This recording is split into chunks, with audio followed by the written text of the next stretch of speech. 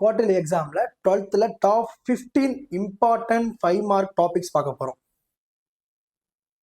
அதில் first one 6.7 second one conics, third one type of conics, fourth one வந்து inverse trigonometry, fifth one வந்து dots and cross, sixth வந்து third lesson, seventh third lesson தான், eighth second லெசனில் last exercise, ninth grammar school 1.4 வரும், அதிகமாக எக்ஸாமில் கேட்ட topics, 10th வந்து 1.6 இருக்கும், 11th கெமிஸ்ட்ரி ஈக்குவேஷன், இதுவும் ரொம்ப ரொம்ப இம்பார்ட்டன்ட்டு. 12th வந்து மொத்தமாகவே 2 சம் தான் இருக்கும், அந்த 2 சம் வந்து கம்பல்சரியாக பார்த்துருங்க. தேர்டில் வந்து ப்ராப்பர்ட்டிஸ், அதுவும் ரொம்ப ரொம்ப ஈஸி, 2.5 2.6 தான் இருக்கும், ஈஸியாக இருக்கும், பார்த்துடலாம்.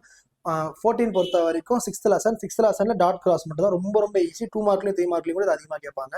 15 டேஞ்சன் நார்மல், அப்புறமா சால்வு, அதாவது 5th லெசனில் இருக்கிற 5.1 இருக்கிற எக்ஸாம்பிள் எக்ஸசைஸ் ரொம்ப ரொம்ப இம்பார்ட்டன்ட். அப்புறமா 5.4 சம்ஸ் பார்த்துருங்க. மொத்தமாக அரௌண்ட் பண்ணினா 100 சம் கூட வராது.